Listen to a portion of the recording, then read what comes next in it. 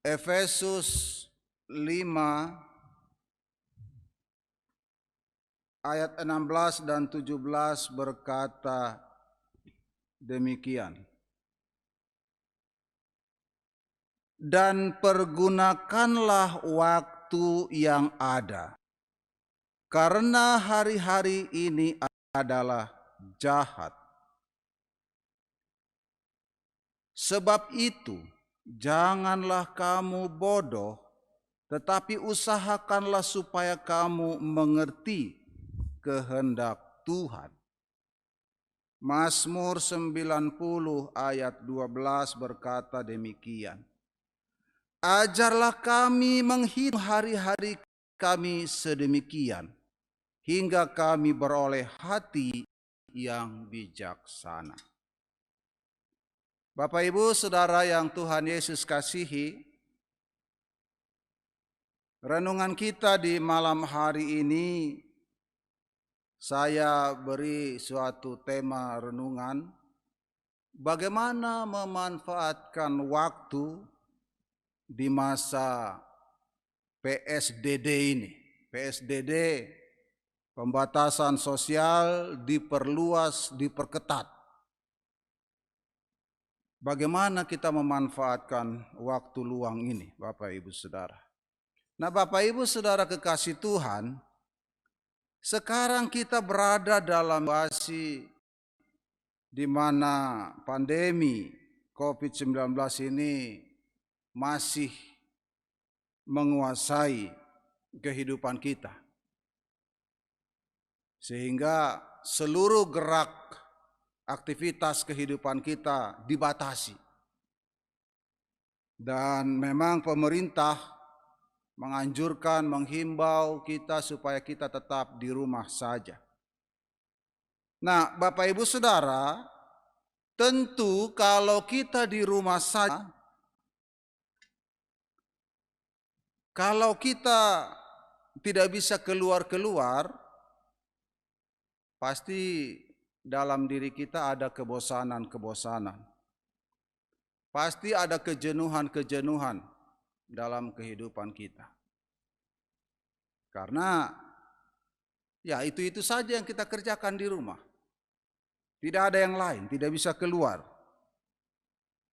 Nah, Bapak Ibu Saudara, kebosanan atau kejenuhan itu muncul karena apa? Karena banyaknya waktu kosong, banyaknya waktu senggang, banyaknya waktu luang yang tidak efektif kita gunakan. Sehingga bosan, jenuh. Nah, dalam artian Bapak Ibu Saudara, waktu itu sia-sia, terbuang. Padahal kita sebagai orang beriman, kita tahu bahwa waktu adalah anugerah Tuhan. Kalau dalam bahasa Yunani dikatakan kairos.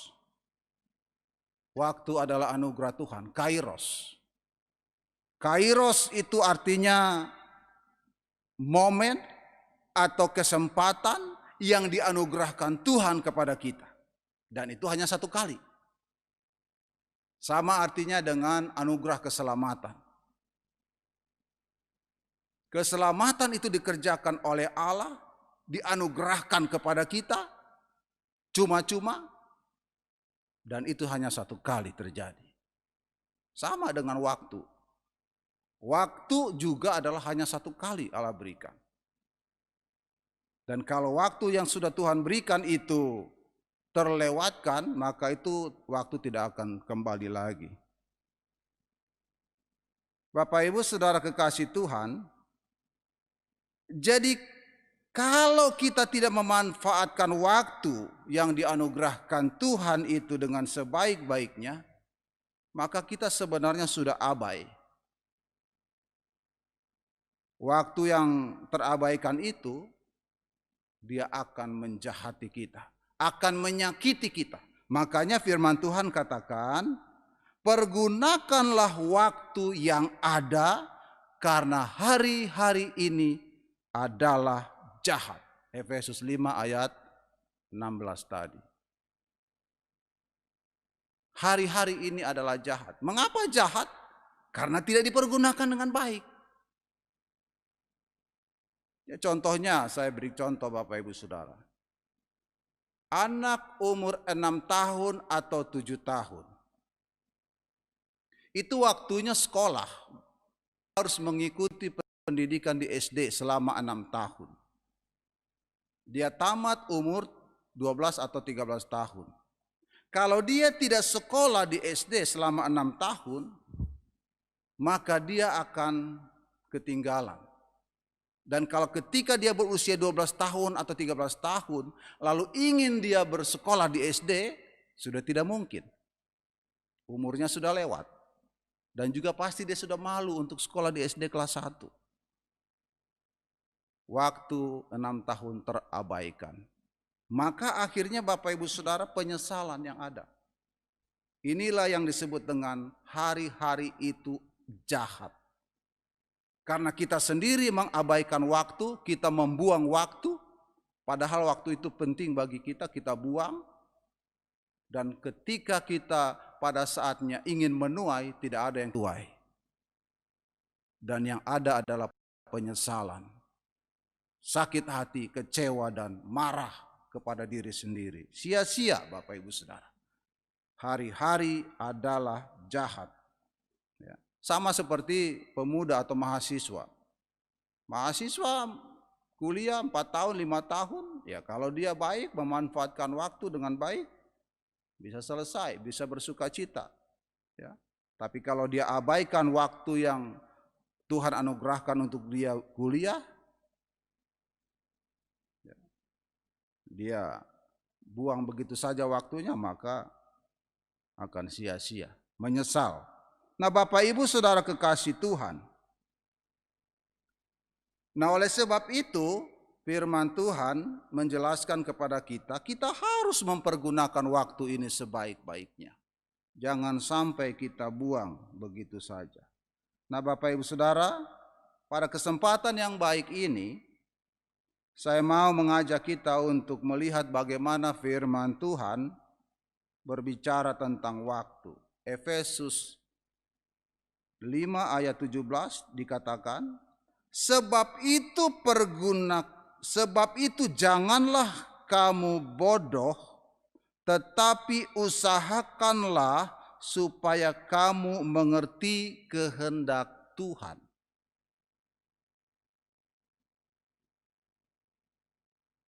Tujuan utamanya memanfaatkan waktu Bapak Ibu Saudara supaya mengerti kehendak Tuhan.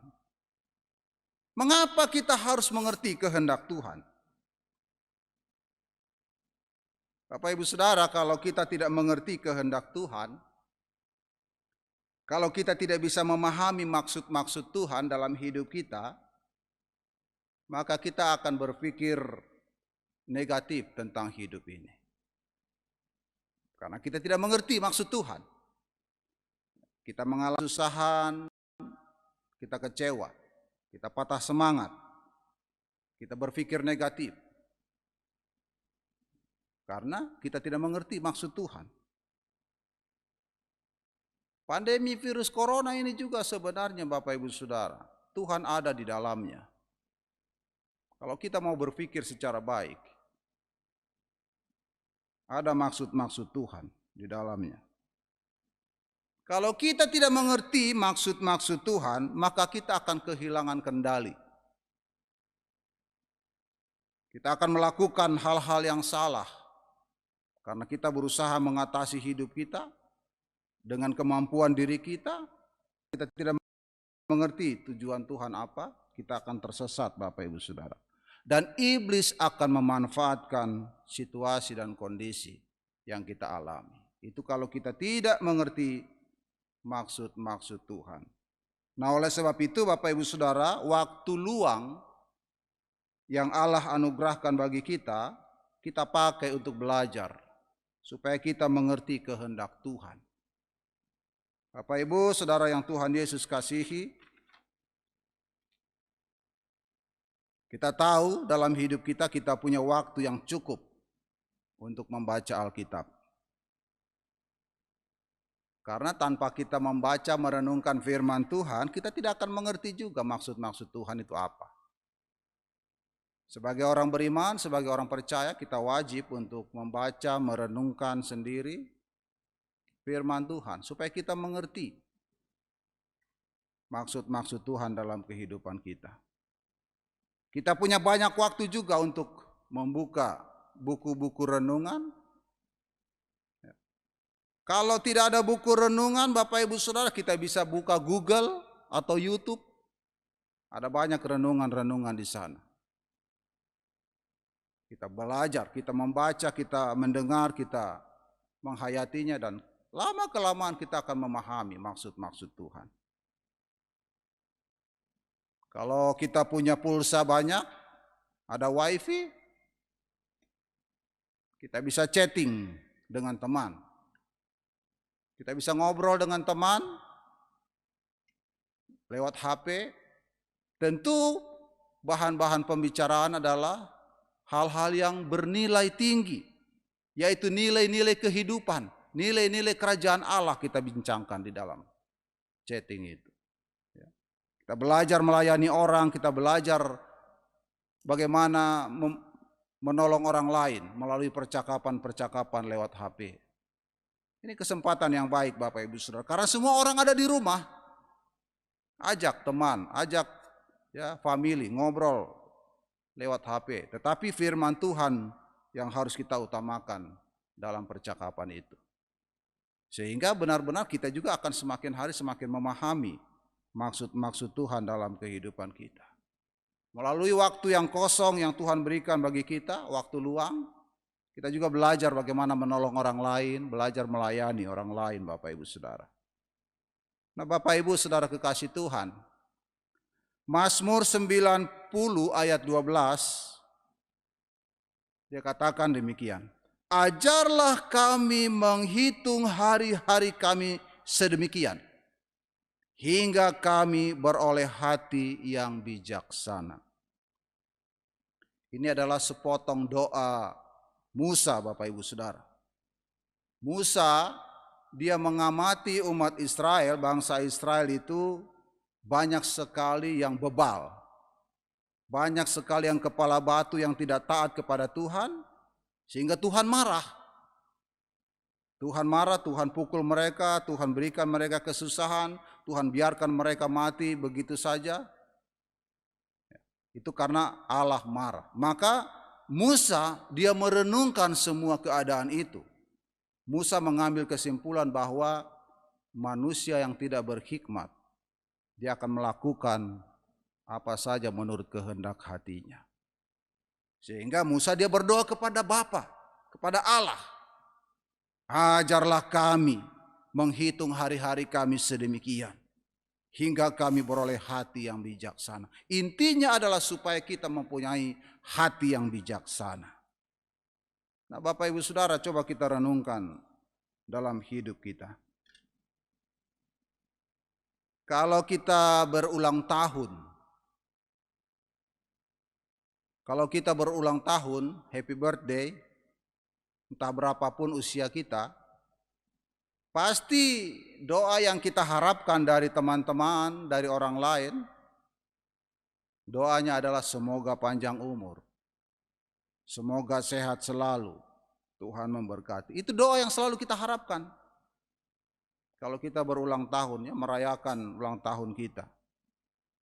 Nah, Bapak Ibu Saudara, tetapi dalam ayat ini kita berdoa kepada Tuhan agar Tuhan mengajar kita.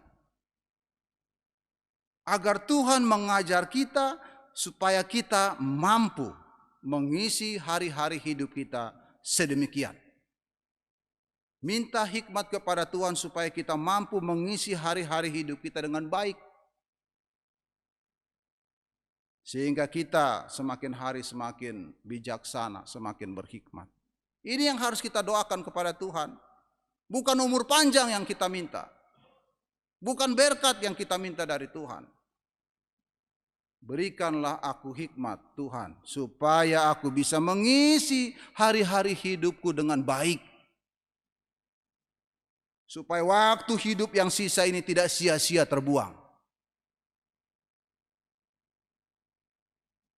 Kapan lagi kita mau melakukan kebajikan-kebajikan, perbuatan-perbuatan baik? Kapan lagi kita mau melayani Tuhan Bapak Ibu Saudara? Kalau bukan sekarang ini sudah. Bapak Ibu Saudara kekasih Tuhan, Tuhan menghendaki kita menjadi orang yang bijaksana. Yang pertama mengerti kehendak Tuhan, yang kedua kita pasti akan bijaksana. Karena kita mengerti kehendak Tuhan, maka kita akan menjadi orang yang bijaksana. Bijaksana itu Bapak Ibu Saudara artinya mengerti kehendak Tuhan. Memahami maksud-maksud Tuhan dalam hidup kita, itu namanya bijaksana. Mampu memimpin keluarga dengan baik. Mampu menasehati dan mengajar orang lain. Mengarahkan orang lain untuk datang kepada Tuhan. Mampu memilah-milah problem. Mengambil sikap, mengambil keputusan yang baik, itu namanya orang bijaksana. Mampu menghadirkan sukacita di tengah-tengah kehidupan orang lain, itu namanya orang yang bijaksana. Bapak Ibu Saudara yang Tuhan Yesus kasihi, tujuan Tuhan memberikan kita waktu, tujuan Tuhan memberikan kita umur yang panjang